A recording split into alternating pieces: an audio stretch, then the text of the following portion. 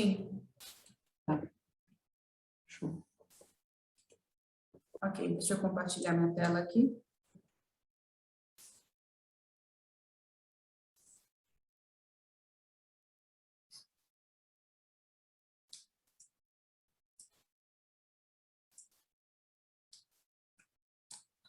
Todos estão vendo minha tela? Sim, Camila. Perfeitamente. Ok. Tranquilo. Oi? Rafael, Estamos falou vendo. alguma coisa? Estamos vendo. Ok. Joia. Bem, então, bom dia a todos. Primeiramente, eu gostaria de agradecer aos membros da banca, né, professor Rafael, professor Paulo, professor Ludiero e professor Ricardo, por terem aceito o convite para essa defesa, e obrigada a todos que estão aqui acompanhando também.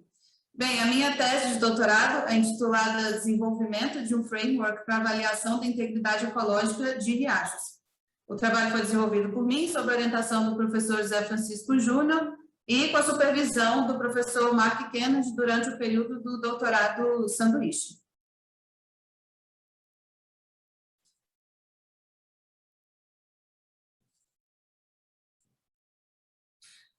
Bem, a minha apresentação vai seguir essa sequência. Primeiro eu vou fazer uma introdução geral, depois vou apresentar o objetivo geral e a estrutura da tese, depois vou apresentar a metodologia geral, em sequência, os principais resultados dos capítulos 1, 2, 3 e 4 e as considerações finais. Bem, o que é framework? Essa foi a frase que eu mais escutei desde quando eu comecei a divulgar a defesa da tese. Bem, ao pé da letra, um framework seria traduzido como uma estrutura, um arcabouço, uma armação.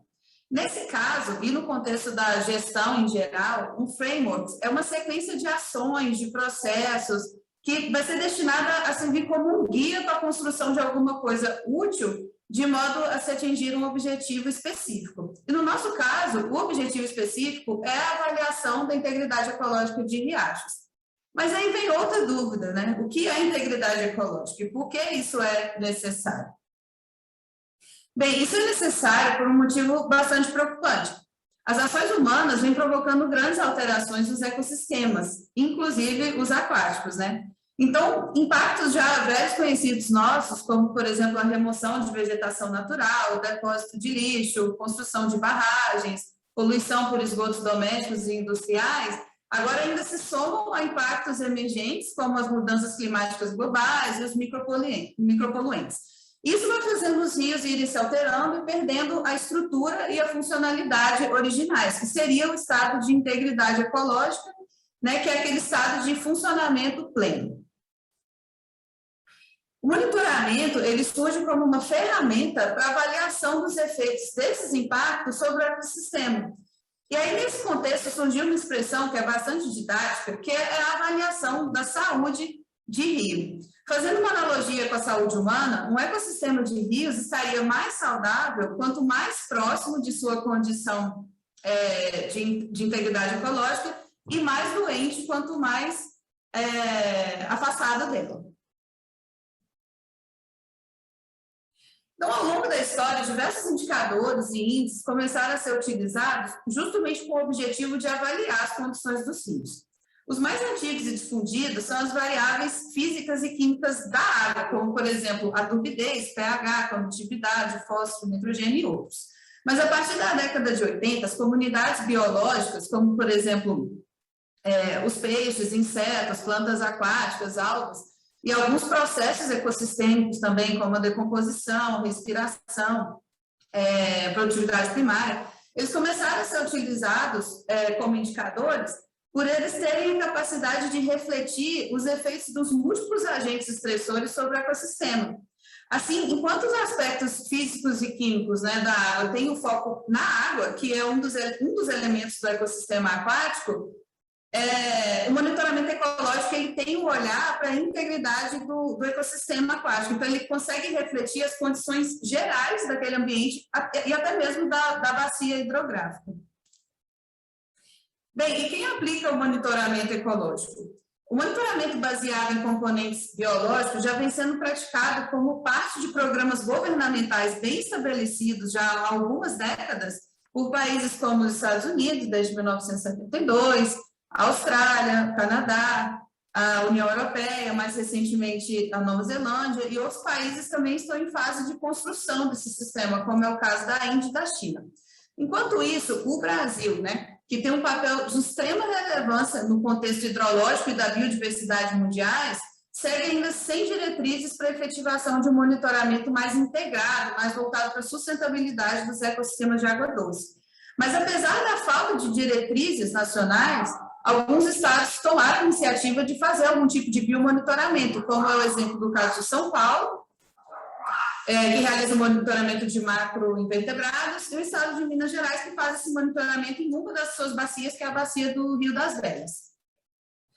Então, no Brasil, o monitoramento da qualidade das águas ele é baseado em aspectos físicos, químicos e microbiológicos, e os nossos rios eles são classificados em uma dessas 5 classes, que vão da classe especial até a classe 4, e o que ocorre é que quanto maior o número da classe, pior ela é em termos de qualidade de água e usos menos exigentes são esperados.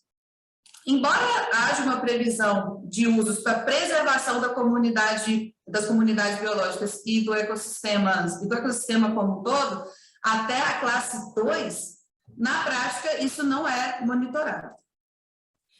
Mas a escolha dos indicadores biológicos vai depender do conhecimento que se tem sobre a estrutura e funcionamento dos ecossistemas aquáticos das regiões. Então, sendo fundamental uma etapa básica de estudos descritivos, exploratórios, anteriormente à fase de aplicação. Então, mas diante da falta de recursos humanos e financeiros por parte dos órgãos gestores no Brasil, acaba que o papel das universidades e centros de pesquisa é de grande relevância no desenvolvimento de estudos que vão estabelecer critérios metodológicos para esse tipo de monitoramento. Então, é justamente essa a proposta do nosso estudo, O objetivo foi traçar esse framework para avaliação da integridade ecológica de riachos, indo desde a etapa básica de aquisição dos dados, passando pela modelagem até os direcionamentos para a gestão. Então, os capítulos foram estruturados seguindo as etapas desejáveis no processo de delineamento de um programa de monitoramento ecológico, sempre com a etapa seguinte englobando a etapa anterior. Bem, a metodologia geral refere-se ao trabalho de campo e às análises laboratoriais, que foram comuns a todos os capítulos. A área de estudo foi o Distrito Federal e entorno. Foram estudados 52 trechos de rios, abrangendo 3 bacias hidrográficas, sendo elas a bacia do Paranaíba, que ocupa a maior parte aqui do Distrito Federal, a bacia do Maranhão ao norte, que drena para a bacia do Tocantins-Araguaia, e a bacia do Preto a leste, que são afluentes da bacia do São Francisco. Essas bacias, elas apresentam usos do solo bastante distintos, sendo que a bacia do Maranhão é predominantemente ocupada por vegetação natural, a bacia do Preto ela é muito agrícola, tem bastante ocupação agrícola, e a bacia do Paranaíba ela é mista e com algum grau de urbanização. A priori, os locais foram classificados apenas como protegidos e não protegidos pelo único critério de estar ou não localizados dentro de uma área de proteção ambiental. Bem, foram realizadas 2 coletas no ano de 2018, uma no final do período de chuva, entre abril e maio, e outra no final do período de estiagem, entre agosto e setembro. Foi feita a incubação de substratos artificiais para posterior coleta de perifíton, para análise de diatomáceas e clorofila A, coleta de macroinvertebrados. Também foi feita a incubação por 30 dias de litter bags para avaliação da decomposição de detritos foliares, ergosterol e ATP. Foi avaliada a respiração nos sedimentos, foi feita a medição de variáveis físicas e químicas da água em loco e também a coleta de água para análises laboratoriais. Também fizemos a medição da vazão, coletamos sedimentos para análise de granulometria, fizemos a estimativa do sombreamento da mata ripária visualmente e preenchemos a ficha descritiva. Em laboratório, realizamos as análises físicas e químicas da água, fizemos a identificação e contagem de diatomáceas e dos macroinvertebrados, também as análises granulométricas, a análise de clorofila A, para estimativa da biomassa algal. A decomposição total e microbiana foi feita por meio da diferença do peso dos detritos foliares antes e após a incubação, né? E após a incubação foram retiradas subamostras em formato de discos para análise de ATP e ergosterol, de ergosterol e ATP, que correspondem respectivamente à estimativa de biomassa fúngica e biomassa microbiana total. Algumas características naturais básicas foram obtidas por meio de geoprocessamento. Então, para cada local de amostragem, né, foi definida a área de drenagem, a distância da nascente, o declive, a altitude, o tipo de solo, o grupo geológico. Também foi definido o uso do solo na área de drenagem e no corredor ripário, numa distância de 30 metros a partir de cada margem. O uso do solo foi agrupado em 4 categorias. Então, a categoria natural, vegetação natural, urbano, agrícola, que representa as áreas agrícolas e de pastagem, e modificado, que representa plantações de eucalipto, solo exposto e alguns assentamentos. Também para a área de drenagem foi calculado o Land Use Index, que é o índice de uso do solo, que agrega mais peso às áreas urbanas. Para cada local também foi identificado o lançamento de esgotos tratados por estações de tratamento de esgoto e a presença de barragens, a montante do ponto de coleta. Bem, então, no capítulo 1, nós procuramos fazer uma caracterização geral da área de estudo e identificar a influência de alguns fatores, como, por exemplo, o status de proteção ambiental, já que a gente tinha local dentro e fora de áreas de proteção, também a influência da distribuição em bacias hidrográficas e da sazonalidade sobre os aspectos abióticos dos riachos da área de estudo. Aqui a gente ainda não considerou os aspectos biológicos. Em relação ao uso do solo, a bacia do Paranaíba ela foi a que apresentou os maiores percentuais de ocupação urbana na área de drenagem, né, como a gente pode ver aqui. Também foi a bacia que apresentou todos os lançamentos de esgoto detectados nesse estudo, e também foi a única que apresentou algum grau de urbanização no corredor ripário. A bacia do Preto, ela foi meio a meio, né, agrícola e natural, então foi a bacia com maior percentual de ocupação agrícola, e a bacia do Maranhão foi que apresentou os maiores percentuais de área coberta por vegetação natural, né, que a gente pode ver aqui.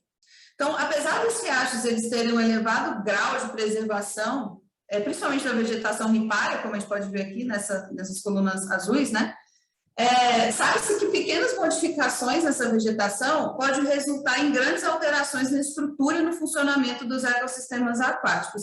Então, essa formatação de uso do solo, né, que a gente tem aqui entre essas bacias, refletiu nas características físicas e químicas da água. Em uma análise de componentes principais para as variáveis de qualidade da água, as dimensões 1 e 2, elas explicaram quase 60% da variação dos dados, e os resultados demonstraram que as variações observadas, elas estiveram mais relacionadas ao estado de proteção ambiental, né, o fato de estar protegido ou não protegido, do que com a distribuição em bacias hidrográficas, apesar do que as bacias hidrográficas também apresentaram uma diferença significativa, né? Mas isso teve muito mais relacionado, teve muito a ver com o uso do solo nas áreas de drenagem, que foi o grande diferencial entre as 3 bacias hidrográficas. Isso fica muito claro quando a gente observa que os pontos verdes desse gráfico, que correspondem aos pontos da bacia do Paranoá, são praticamente os mesmos pontos desse outro gráfico que representam os locais não protegidos. Então, a bacia que determina as maiores diferenças entre locais protegidos e não protegidos é a bacia do Paranaíba. Já a estação do ano, ela não afetou significativamente as variáveis de qualidade da água.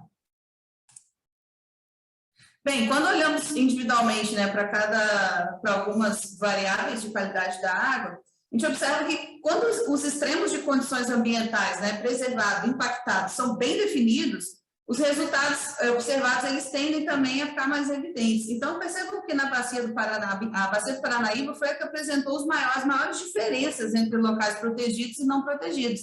Então, aqui a gente tem as bacias, locais protegidos e não protegidos, e veja como, para esses 4 parâmetros, né, que são muito relacionados à poluição, estiveram mais elevados nos locais não protegidos da bacia do Paranaíba. Enquanto nos locais protegidos, os valores foram muito semelhantes entre as 3 bacias.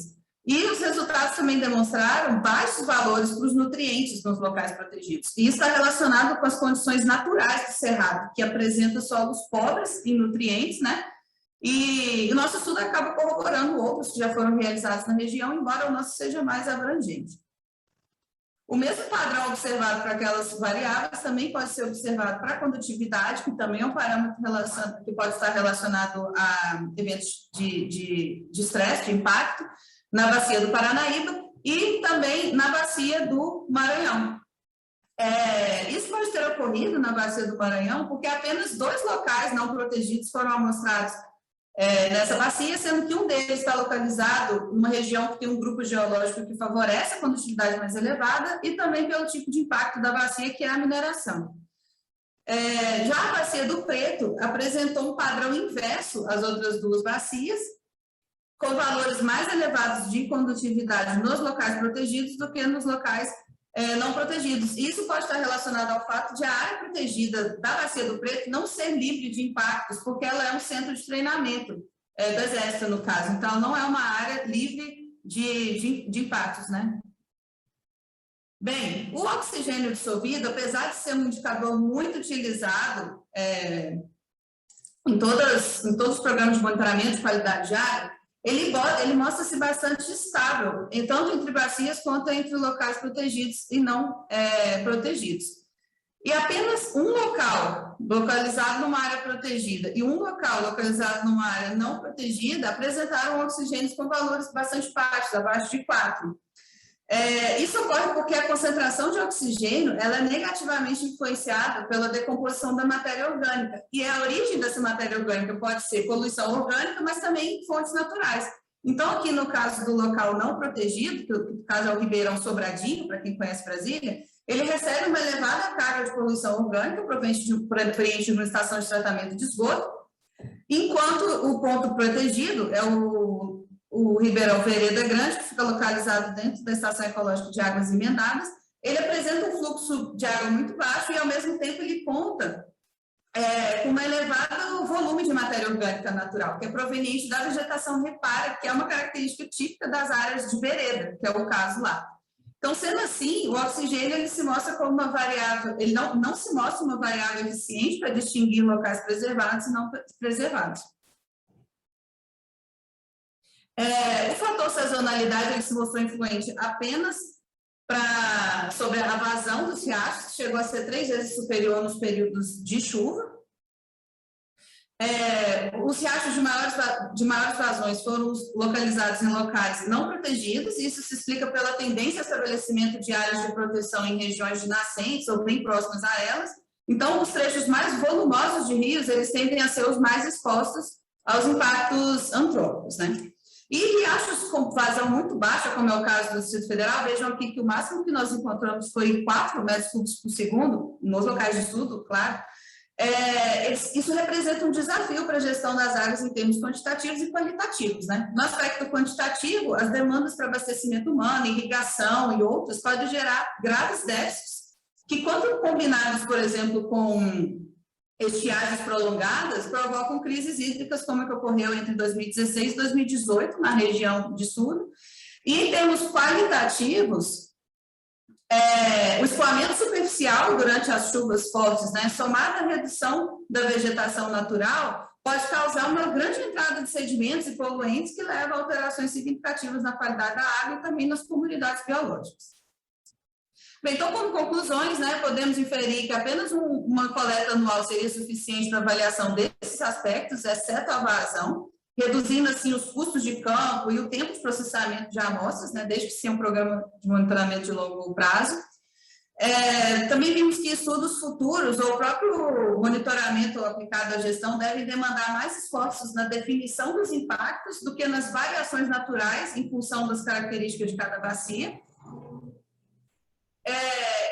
E vimos também a importância das áreas de proteção, ainda que nem sempre essas áreas representem a qualidade necessária para a manutenção do equilíbrio ecológico dos riachos, já que geralmente elas são criadas com o objetivo de preservação dos ecossistemas terrestres, né? Mas, em geral, o ecossistema como um todo é mantido em melhores condições do que as áreas não protegidas.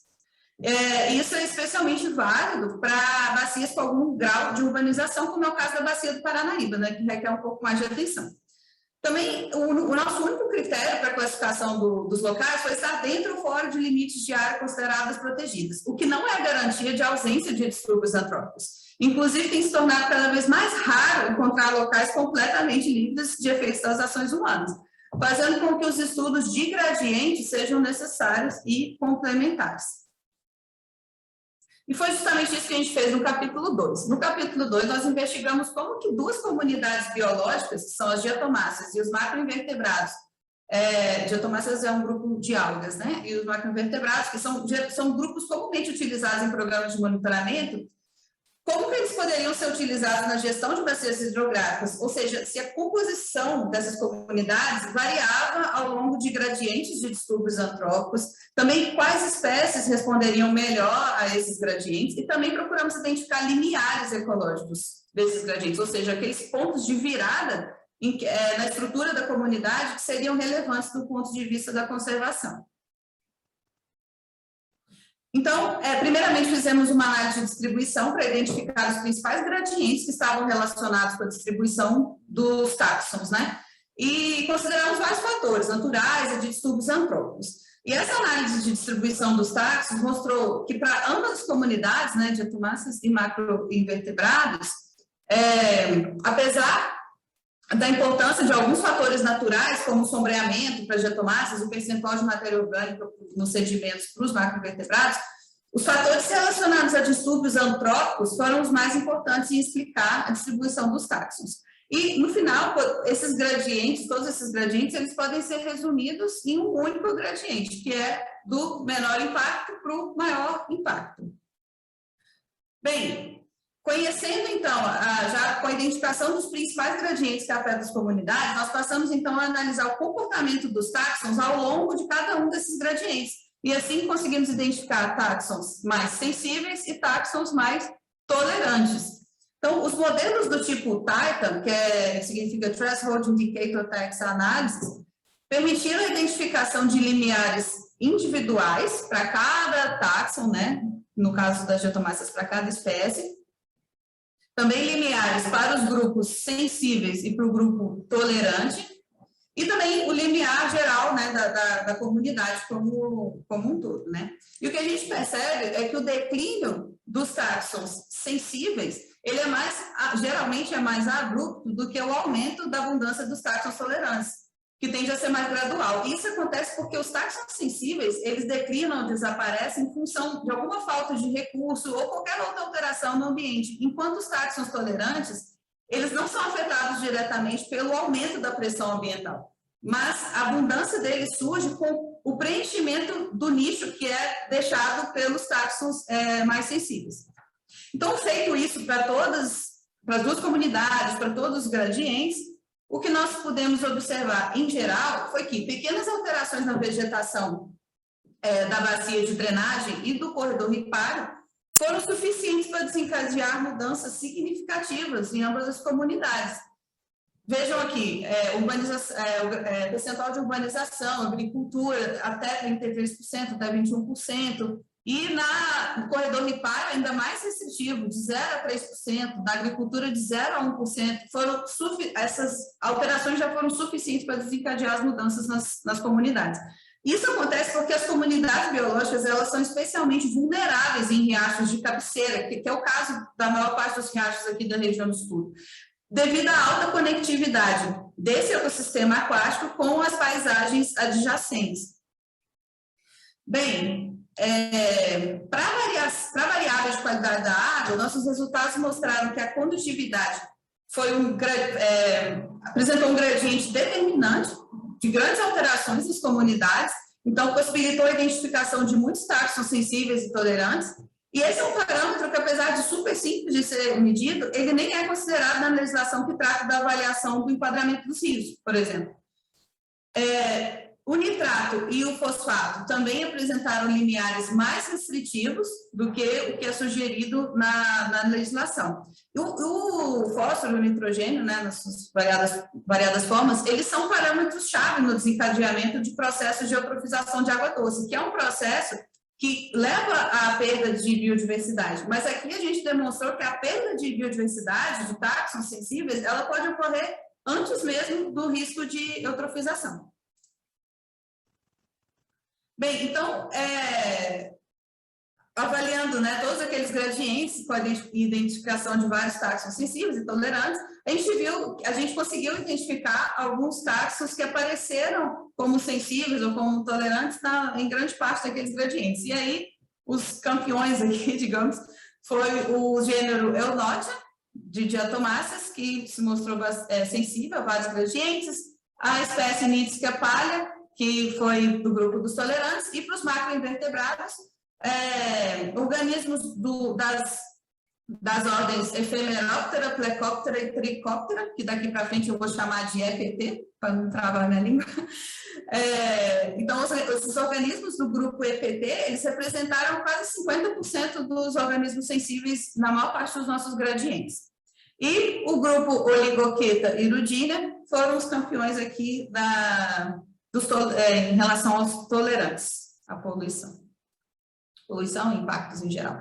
Então, como conclusões, a gente viu a importância de se trabalhar com múltiplas escalas, comunidades e gradientes.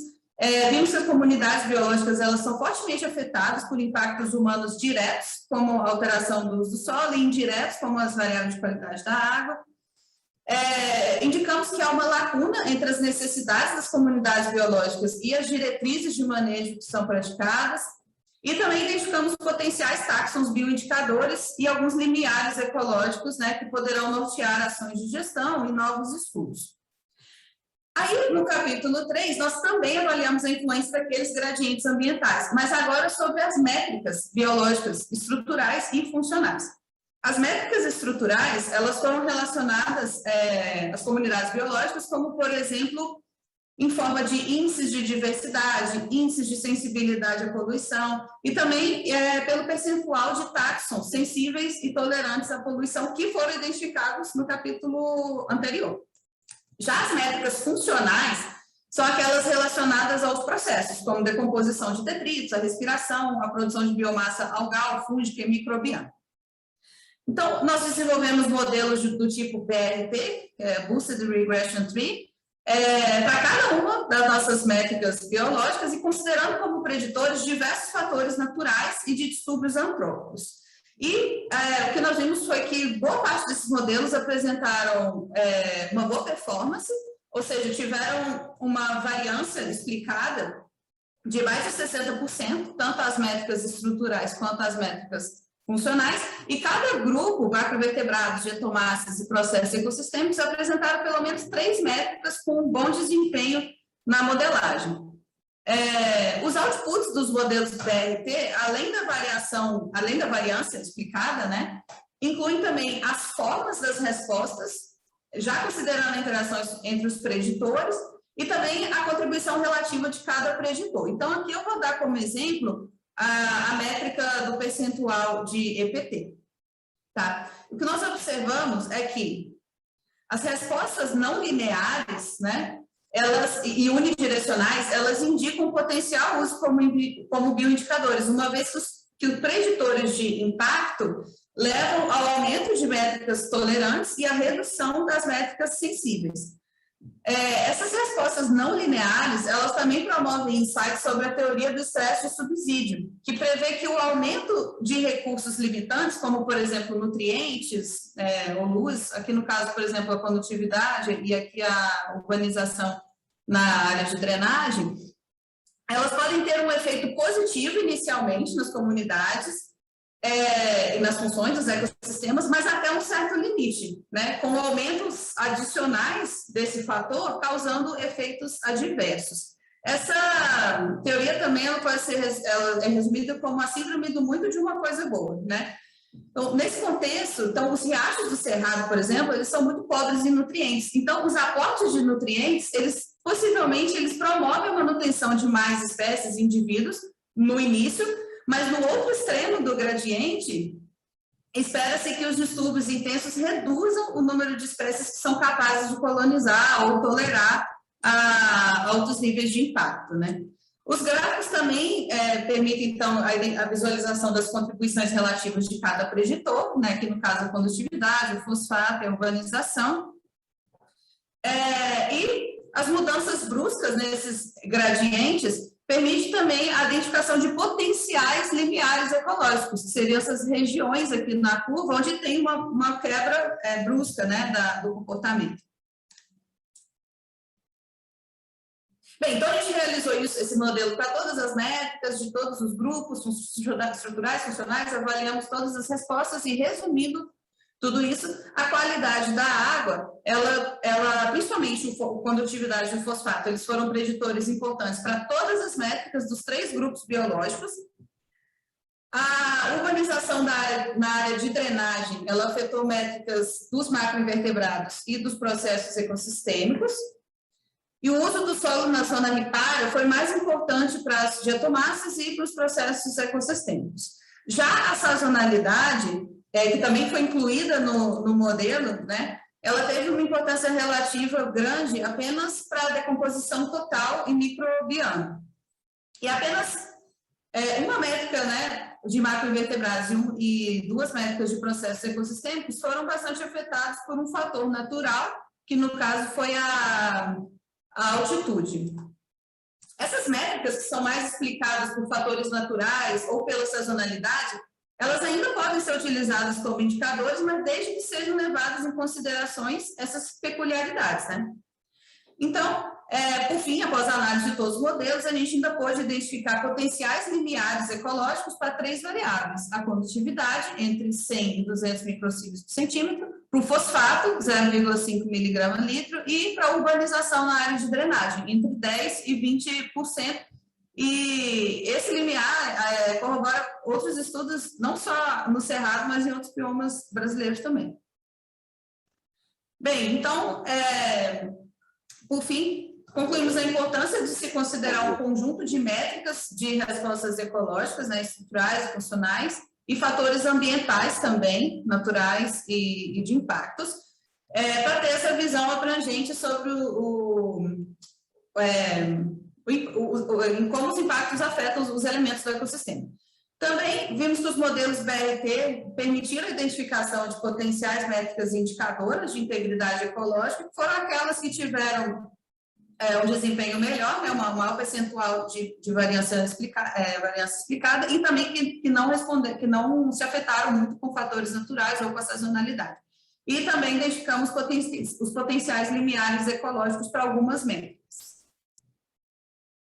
Bem, então, utilizando os dados gerados, né, até aqui, e considerando também abordagens mais recentes de avaliação de saúde de rios, que já incorporam aspectos sociais, né, essa coisa da interação sociedade-corpos hídricos, então, nesse capítulo, nós desenvolvemos um sistema de avaliação da saúde de rios. Aqui cabe uma explicação da metodologia específica que foi aplicada, porque para esse sistema nós consideramos a abordagem PCR, que é a abordagem pressão, condição, resposta, proposta pela OECD, que é a Organização para a Cooperação e Desenvolvimento Econômico, que é baseada, então, nesses 3 tipos de indicadores. Os indicadores de pressão, eles incluem os principais agentes estressores sobre o ecossistema aquático. Então, aqui nós consideramos 2, o índice de uso do solo da área de drenagem e o percentual de vegetação ripária removida. Os indicadores de condição, eles abrangem atributos hidrológicos, que aqui nós consideramos o desvio em relação à vazão natural, parâmetros de qualidade da água, condutividade e fosfato, e parâmetros relacionados às comunidades biológicas e processos ecológicos, que foram aqueles indicadores que nós identificamos nos capítulos anteriores como sendo bons indicadores, né? E o indicador de resposta, ele está relacionado com a resposta que a sociedade e o governo dão às condições dos corpos hídricos. Por isso, a gente considerou como indicador aqui a classe de uso, porque, em última instância, a classe de uso ela representa as expectativas em relação aos corpos hídricos, né? Bem, e o peso foi atribuído igualmente entre as 3 camadas, e dentro de cada camada, o peso foi distribuído igualmente entre os indicadores. Para cada indicador foi criada uma escala de valores representando as condições excelente até muito ruim, e esses valores foram então padronizados, já que cada um tem uma unidade de medida, né? Uma percentual, o outro é miligrama litro, enfim, são várias unidades. Então, eles foram padronizados numa escala de 0 a 1, sendo que o 0 sempre vai representar a pior condição e o 1 sempre vai representar a melhor condição. E esse valor padronizado nós chamamos de grau de harmonia.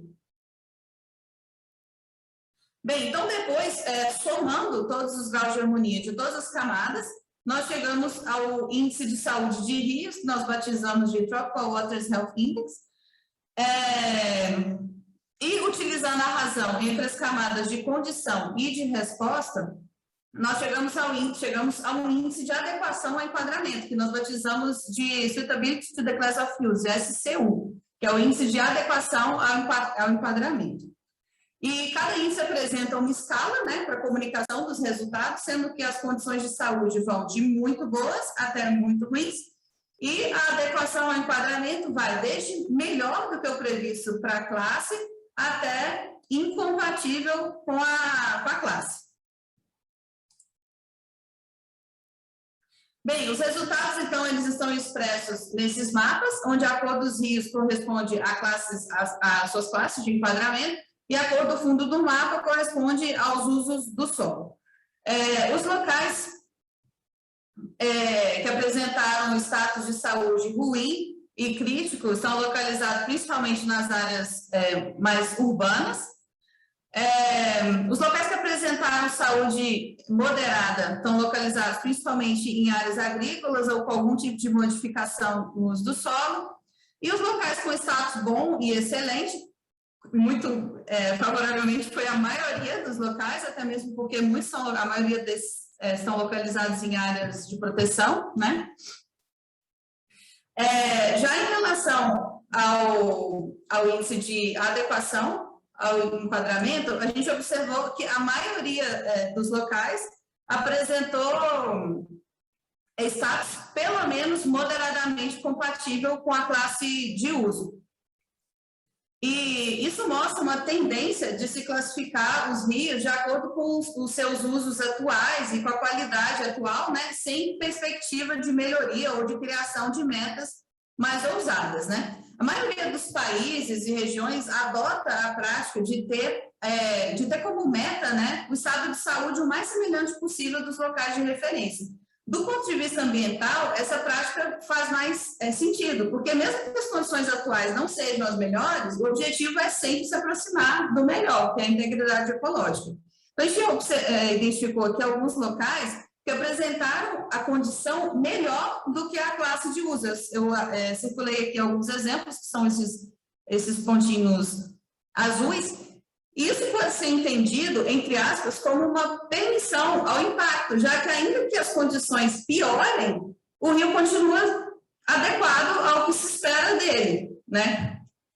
Já locais que são compatíveis com a classe de uso, se for, por exemplo, um rio classe 3 ou classe 4, onde a condição esperada não é muito boa, isso pode ser entendido também como uma aceitação do impacto. Porque, veja bem, esse ponto aqui, por exemplo, o ponto 23, que está circulado, que é o rio Melchior, ele está adequado, compatível com essa classe de uso, mas quando a gente olha o mapa acima, ele está numa situação de saúde crítica, né? Então, nada precisa ser feito para que as condições melhores, uma vez que ele está enquadrado, está com as condições de acordo com a sua classe.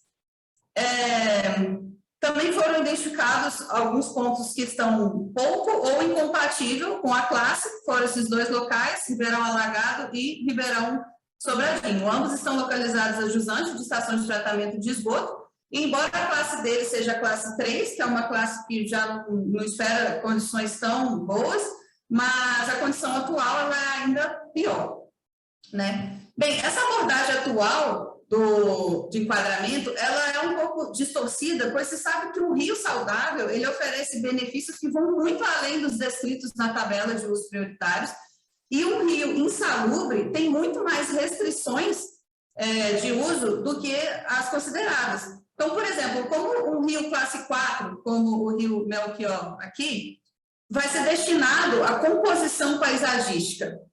Será que um rio com aspecto degradante, com cheiro ruim, né, toda aquela condição que ele se encontra cheio de lixo, ele realmente vai fazer uma composição paisagística? Então, o que a gente se pergunta é se realmente o enquadramento está relacionado aos usos pretendidos ou ele não é apenas um gradiente de qualidade de água do melhor para o pior, né? Então, a combinação dos índices de saúde de rio e de adequação ao enquadramento possibilitou visualizar os rios sob dois aspectos distintos, o aspecto da saúde, né, e o aspecto da adequação à classe de uso. O primeiro, ele considera essa abordagem mais abrangente, se preocupa com as questões ambientais atuais e futuras, e o segundo já é restrito aos melhores usos designados e tem um viés mais antropocêntrico. Os limiares e as ações propostas nesse framework, eles tendem a ampliar a visão e auxiliar os gestores na tomada de decisão. Então, permite verificar, por exemplo, que embora as condições de um rio sejam adequadas do ponto de vista da legislação em vigor, a situação real em termos ambientais pode não ser boa.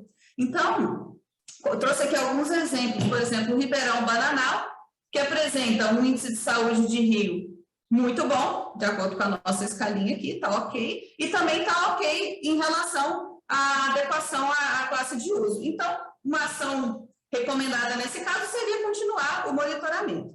Já o Ribeirão Melchior, ele apresenta um índice de saúde crítico, né, de acordo com a nossa escala, ele não está ok, e um índice de adequação ao enquadramento muito bom.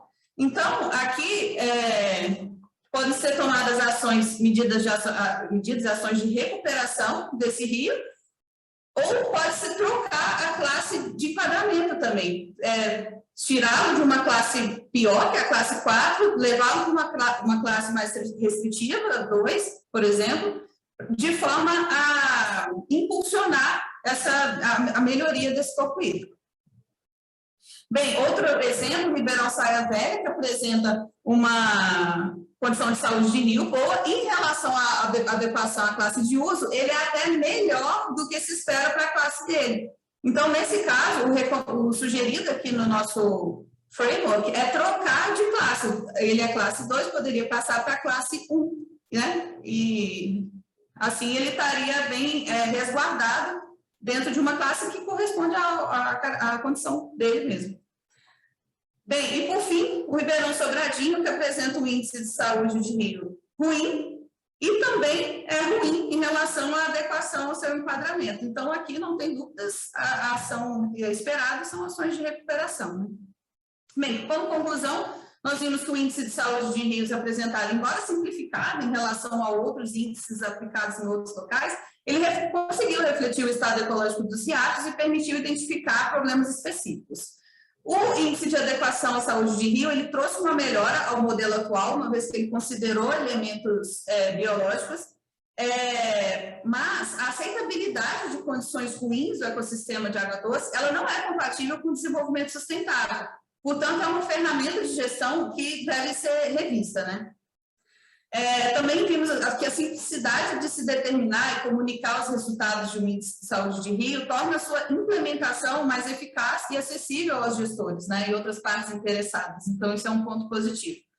E também, qualquer metodologia, né, incluindo essa, ela deve ser revisada, deve ser aprimorada e tornada cada vez mais robusta com a inserção de mais dados, Isso é normal, né? Então, inclusive, está sendo realizado já em países onde existe uma avaliação consolidada da integridade ecológica de riachos, como é o caso da Austrália, que o seu modelo está passando por revisão atualmente. Ok, então, como as considerações finais, né? Bem, uma das grandes motivações dessa tese foi a constatação da distância entre o monitoramento de qualidade das águas que é feito hoje no Brasil em comparação com o monitoramento ecológico que é praticado em diversas regiões e países do mundo, né, onde já se há essa visão mais holística sobre o ecossistema aquático. Então, esse trabalho ele apresentou uma direção, né, um caminho para a avaliação da integridade ecológica, mas a gente sabe que o universo do monitoramento ele é ainda maior. Então, a gente não espera ter encerrado um assunto, mas somado a todo esse conhecimento existente, abrindo, né, possibilidades para o futuro. Vimos vantagens do biomonitoramento, como o fato dele ser mais abrangente em termos de respostas a diferentes impactos, né, em diversas escalas, também por ele promover uma redução dos custos, por não haver necessidade de tantas coletas, né, poder ter uma frequência menor de coletas, e também por eles promoverem uma maior integração entre meio ambiente e recursos hídricos, que têm que ser tratados como uma coisa conjunta e não como coisas separadas. Os usos múltiplos que são mencionados pela Política Nacional de Recursos Hídricos, eles devem levar em consideração o equilíbrio da estrutura e da função ecossistêmicas. Isso não deveria ser negligenciado, uma vez que é esse equilíbrio que beneficia a todos, não só o ecossistema e toda a sua estrutura biológica, como o ser humano também. E vimos que, apesar das enormes dimensões do Brasil, né, é possível a detecção de padrões, de bons bioindicadores, construindo protocolos de alcance nacional ou até multinacional. A gente tem bons estudos relacionados a bioindicadores em diversos biomas brasileiros, então, fazer essa aproximação da ciência com a gestão é fundamental, né? E como perspectiva, esperamos que o monitoramento da qualidade das águas avance em direção ao monitoramento ecológico dos ecossistemas aquáticos, né? Saia da ideia da água como recurso e vá para uma ideia mais holística, mais abrangente sobre o ecossistema. E eu termino essa apresentação com uma citação de Heinz, que diz que, sobre todos os aspectos, o vale rege o rio. Isso significa que os rios, com suas águas e ecossistema, eles não são elementos isolados, mas integrados com todo o ambiente que os circunda. Então, se as bacias hidrográficas elas são corretamente consideradas, né, como as unidades de gestão, o monitoramento também precisa ter esse olhar e realmente avaliar aspectos que integrem rio e paisagem, né?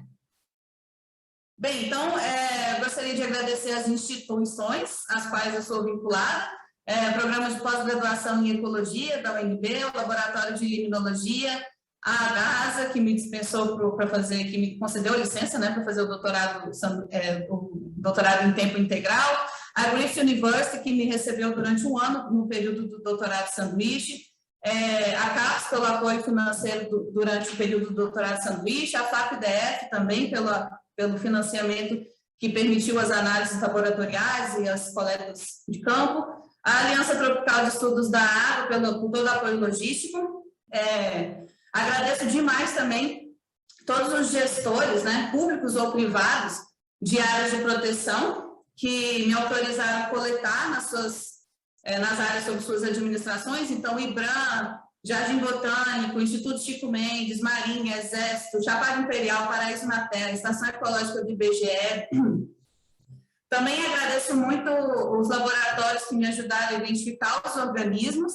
Então, o Laboratório de Insetos Aquáticos do INPA, lá de Manaus, e o Laboratório do Departamento de Botânica, da UFMG, que me ajudou com a identificação das diatomáceas. Bem, agradeço demais meus orientadores, principalmente o professor Zé Francisco Júnior, que foi a pessoa que me instigou a fazer esse doutorado, que está junto comigo desde o início, sempre me apoiando. Então, muito obrigada, professor. Agradeço também ao Stuart Boom e o Mark Kennedy, que foram quem me receberam lá na Austrália. O Stuart, ele é diretor do Instituto Australiano de Rios, e o Mark, que foi meu supervisor durante o período do doutorado sanduíche. Agradeço ao Alan, que foi meu co-orientador informal nessa tese e foi coautor também de boa parte dos capítulos. Então, muito obrigada. Agradeço a minha família, que é minha base, meu suporte, minha estrutura, sempre. E, por fim, agradeço aos amigos que participaram diretamente desse projeto. Eu gostaria de agradecer a todos os meus amigos, não só os que participaram diretamente desse projeto, então não fiquem com ciúmes, mas aqui eu precisava colocar só os que me apoiaram de alguma forma diretamente na execução do doutorado. Então, muito obrigada, vocês todos foram essenciais. Obrigada.